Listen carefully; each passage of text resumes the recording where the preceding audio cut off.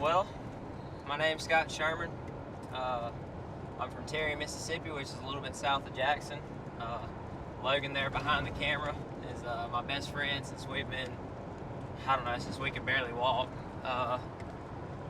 We always hunted together all our lives, really, and kind of picked up the bows and taught ourselves, and then a little bit later in life kind of picked up the cameras and tried to do a little bit here and there. And Logan went on to chase his dream, and he's behind the camera now, so it's kind of funny that we're getting back together now to our roots, and we're going to get to hunt together this evening.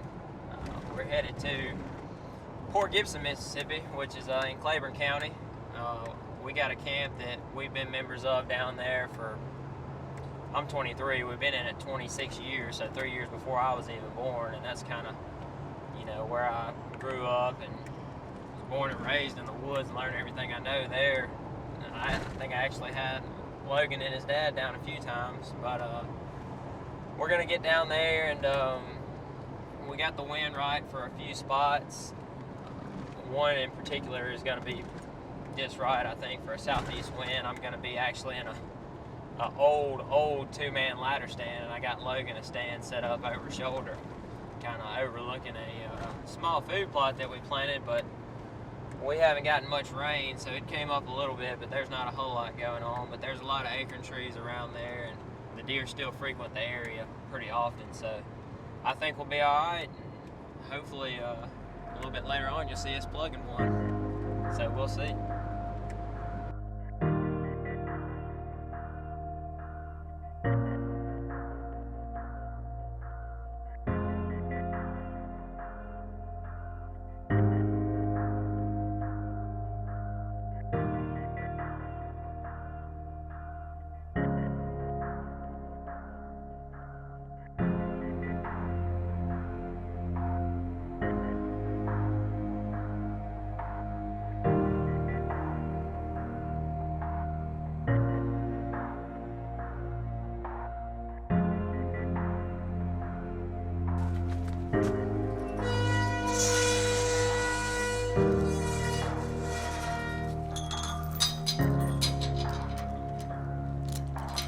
Let's rock.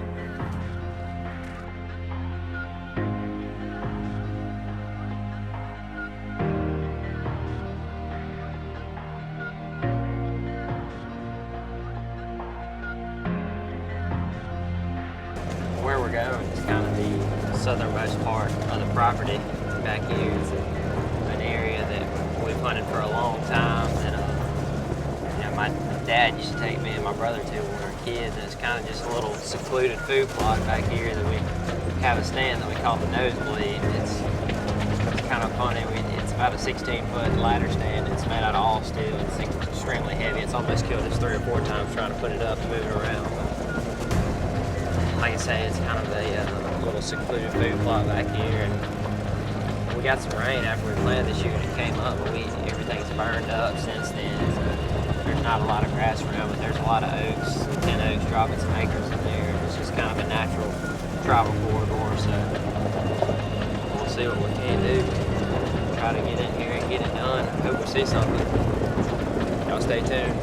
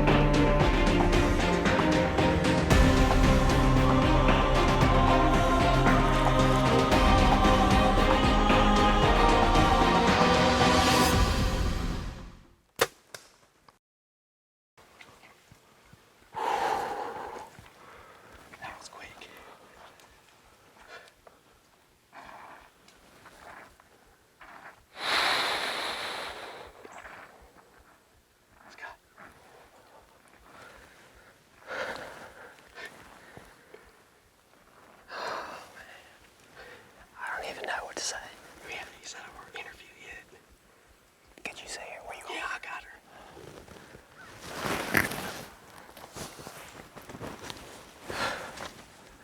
I don't know what to say. We've been here all 4 minutes. 4 minutes we've been here. She's done. We got her. Dude, I don't even know how far she... I ranged her like 4 different times, and I moved my pen like 4 different times. I was saying, you better get her. You gotta get her. She was being real weird. I know. Going back and forth.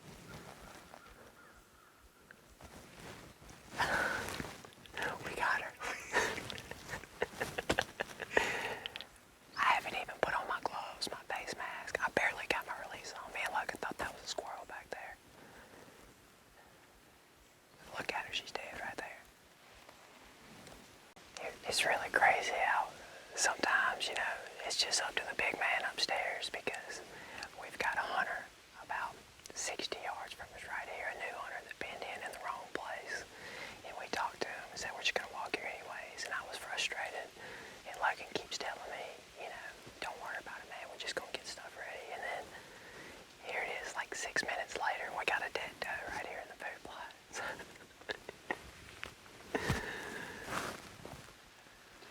I guess I need to call him on the phone. Oh my gosh. I was worried that she was going to walk right here because I was going to have to do a lot of moving around and our wind's blowing right this direction. But last minute she turned and kind of jumped over some cut logs and came right out in the center and started eating. And there she lays. I don't know what to do. How long have we been doing this? Years. Every time we can get together, and it's just, I don't know what it is. Every time we get together, something just magical happens. Like I thought Logan was coming from Texas, and we weren't even going to see a deer, and then here we are, walk in with this guy over here, and then 6 minutes later, we got a dead deer laying in the food plot. It's just,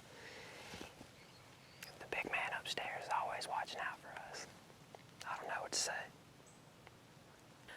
Wow, we have had a crazy afternoon already. It's 4:45. We already got a deer on the ground. I came here. Scott was nice enough to let me come and hunt with him. Man, we've been hunting together since we were. I can't even remember, man. It's been forever, years.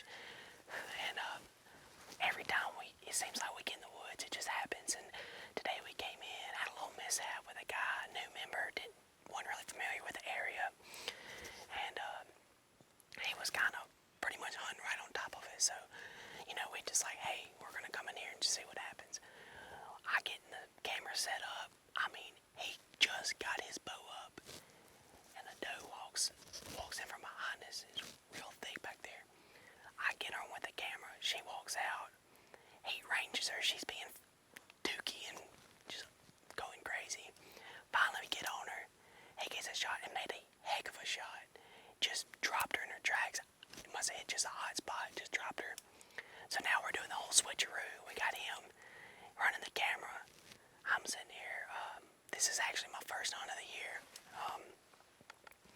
So, you know, we're gonna see. We're gonna see what happens. Like I said, it's only 4:45. It don't get dark to what, 7 almost. Yeah, we got enough time. At least 2 hours left. So we're gonna try to get it done again, and kind of double up. And I don't know. We'll see. I've never shot his bow. Actually, we have the same exact bow, so it should be pretty much same muscle memory, but we'll see. I just shot a practice field tip at a clod of dirt, so I wasn't too far off, so I think I could kill a deer with it. So we'll just see what happens. Like I said, first hunt of the year. We already got one on the ground. It's been crazy, but hopefully it sticks with us.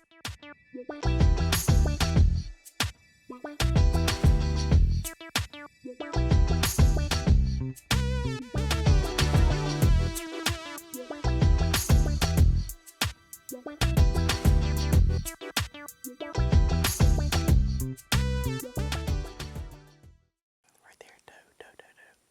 See her?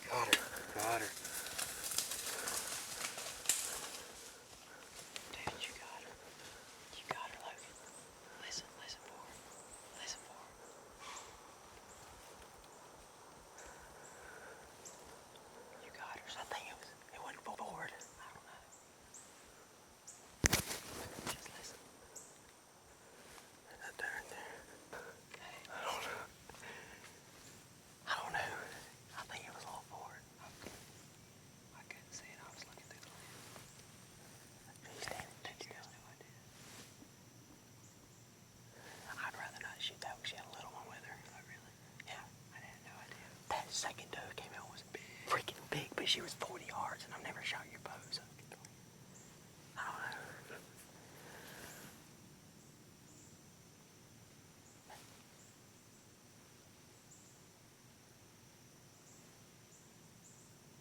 She's down.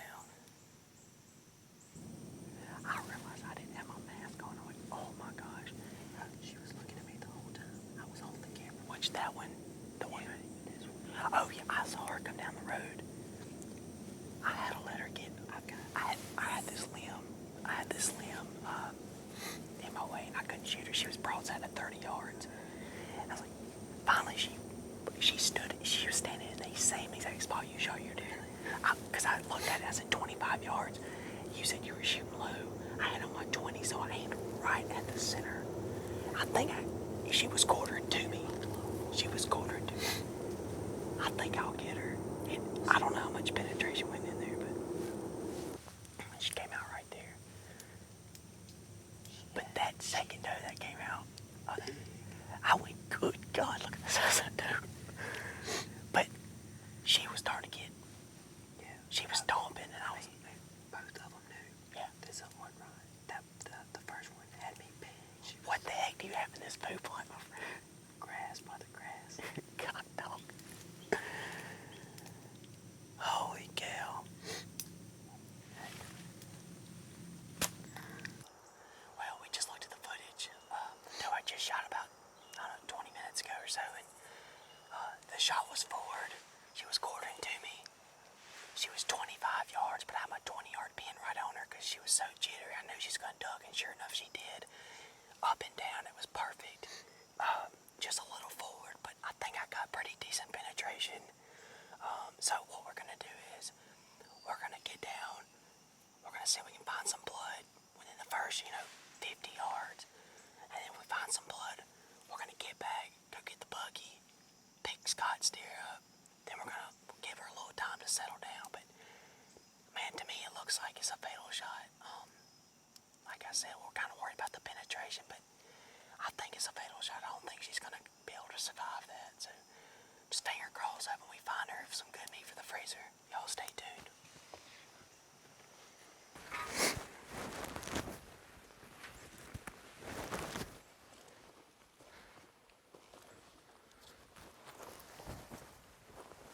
That's a lot of blood.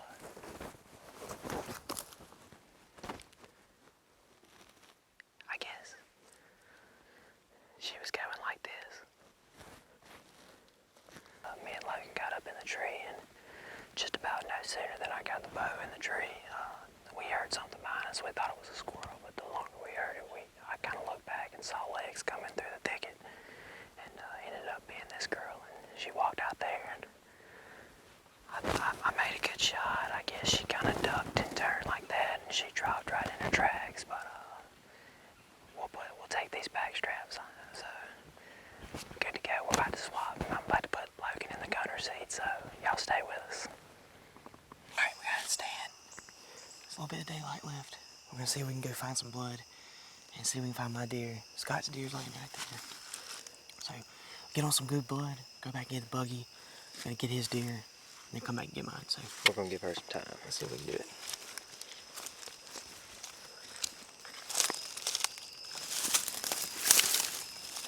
There's a little bone we found.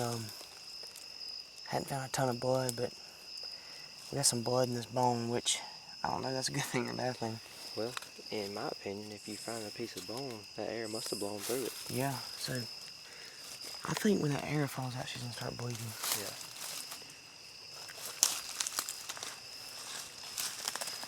It's gotta be blood all That over. air might stay in. Well, unfortunately, we were not able to find my deer. Me and Scott got down and we went and looked, and we found our area, and we found a couple little bitty drops of blood. We looked and looked and looked and could not find any blood. And, you know, as if you're a hunter, and it's just hard to find the deer when you can't get on any blood. But we, as hunters, need to make sure that our responsibility is that we go out and we look as best as we can for the animal that we have shot. And I really do think we put a great effort into it. And, it was just came up unfortunate, and that's just hunting. But another thing is I've been hunting with Scott my whole life, and when we get together, things just happen. And this hunt was no different. It was just something extremely special to me and him. Me recently moving off and us not being able to hang out as much anymore, to be able to come back together and sit in the stand and just experience all this together was something that was really special to me. And we always make memories, and things like this just happen. And it was a great time. I had a blast. And Scott, I want to thank you again for letting me come out and have such a good time. And thanks for letting us make another great memory.